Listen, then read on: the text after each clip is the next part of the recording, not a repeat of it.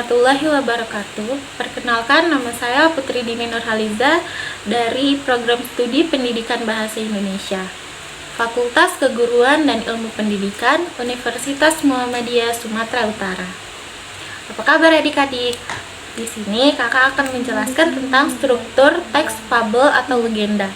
Sebelumnya kalian sudah tahu tentang pengertian dari teks fabel atau legenda kan? Jadi sekarang kakak akan menjelaskan tentang struktur teks fabel atau legenda. Yang pertama kita bahas satu-satu ya. Yang pertama ada orientasi, yaitu pengenalan awal cerita. Orientasi adalah bagian yang muncul di awal cerita. Pada tahap ini, penulis memperkenalkan unsur-unsur dasar agar pembaca memahami kondisi sebelum konflik terjadi.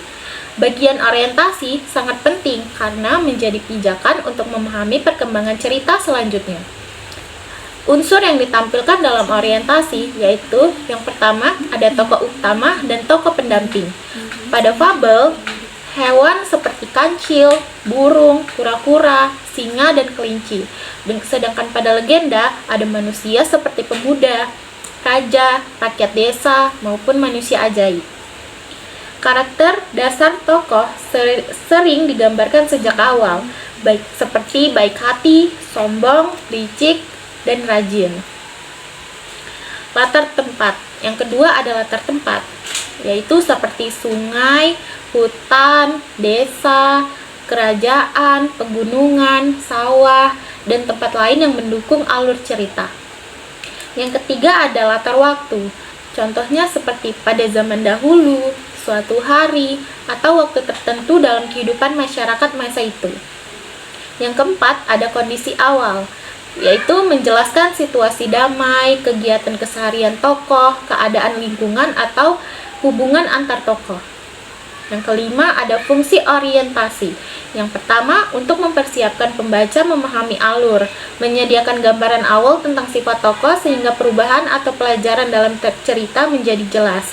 Yang ketiga, ada membuat pembaca lebih mudah terikat dengan suasana cerita. Terdapat juga contoh orientasi, seperti pada zaman dahulu di sebuah hutan yang lebat dan tenang, hiduplah seekor kancil cerdik yang terkenal karena kecerdasan dan kelicikannya. Semua hewan di hutan mengenalnya meski tidak semua menyukainya. Yang kedua ada komplikasi atau masalah atau konflik. Komplikasi adalah bagian yang berisi masalah utama, seperti pertentangan atau konflik yang dialami tokoh. Konflik ini dapat bersifat fisik, sosial, atau emosional. Bagian ini adalah inti dari ketegangan cerita. Jenis konflik dalam komplikasi, yaitu ada konflik internal, yaitu dalam diri tokoh, seperti ketakutan, keraguan, rasa tidak percaya diri, keserakahan, atau dilema moral. Yang kedua ada konflik eksternal, yaitu di luar diri tokoh, seperti pertentangan dengan tokoh lain, misalnya kancil versus buaya. Yang kedua ada masalah dengan lingkungan, seperti banjir, kekeringan, dan bencana. Yang ketiga ada masalah dengan sosial, yaitu seperti dikejar manusia dan kehilangan rumah. Pesan komplikasi dalam cerita yaitu menggerakkan alur menjadi lebih dinamis dan menarik, menyebabkan tokoh melakukan tindakan tertentu, dan menunjukkan sifat asli tokoh, baik, jahat, sombong, dan cerdik. Terus ada bagian komplikasi. Cerita mulai memanas, terdapat kejadian yang mengganggu kehidupan si tokoh, membawa cerita menuju puncak ketegangan atau klimaks. Contoh dari komplikasi yaitu, suatu hari, kancil yang merasa dirinya paling hebat menantang harimau untuk membuktikan bahwa ia paling cerdik di hutan. Namun, tantangan itu membuat hewan lain resah karena harimau menjadi marah dan berencana menangkap kancil. Yang ketiga ada resolusi atau penyelesaian konflik. Resolusi adalah bagian yang berisi jawaban atau solusi terhadap masalah yang muncul di komplikasi. Pada bagian ini, ketegangan mulai mereda karena masalah mulai terpecahkan. Macam penyelesaian dalam resolusi adalah tokoh utama mengatasi masalah dengan kecerdikan atau ketekunan. Yang kedua, kancil menipu buaya agar bisa menyeberangi sungai. Yang ketiga, kura-kura memenang lomba karena kerja keras. Terdapat masalah selesai karena bantuan tokoh lain, seperti burung menolong rusa keluar dari jebakan dan petani menolong hewan yang terluka. Masalah selesai dengan menerima konsekuensi, seperti tokoh jahat mendapat balasan atas kelicikannya dan tokoh baik mendapat hadiah karena kebaikannya. Fungsi dari resolusi adalah menyelesaikan alur agar cerita tidak menggantung, menegaskan akibat tindakan tokoh baik atau buruk. Yang ketiga, menunjukkan perubahan tokoh atau pelajaran yang ia dapatkan.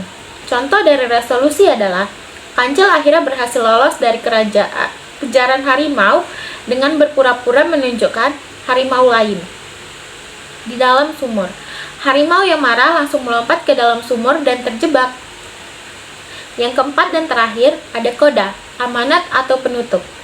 Koda adalah bagian yang paling akhir dari cerita yang berisi pesan moral, amanat atau pelajaran hidup yang dapat diambil dari kisah tersebut. Koda juga dapat berupa penegasan perubahan tokoh. Isi yang umum dalam koda adalah nasihat yang berkaitan dengan perilaku tokoh, penjelasan singkat tentang akibat dari perbuatan si tokoh, dan nilai-nilai positif yang ingin disampaikan penulis, seperti kejujuran, kerja keras, rendah hati, dan tanggung jawabnya. Fungsi dari koda memberikan nilai edukatif pada pembaca, menegaskan tujuan cerita, menguatkan kesan positif dari si cerita. Contoh dari koda yaitu, sejak saat itu, Kancil belajar bahwa kesombongan hanya membawa bahaya. Dari cerita ini kita dapat mengambil pelajaran bahwa kecerdikan harus digunakan dengan bijak dan tidak merugikan orang lain. Sekian materi yang dapat kakak jelaskan tentang struktur teks fabel dan legenda. Baik, di akhir ada barcode, yaitu berisi tentang soal-soal yang bisa kalian kerjakan. Kalian bisa scan barcode di atas, lalu kalian kerjakan soal-soal yang sudah disediakan. Sekian penjelasan yang dapat kakak sampaikan. Sampai jumpa di pembelajaran selanjutnya dan di materi selanjutnya. Assalamualaikum warahmatullahi wabarakatuh.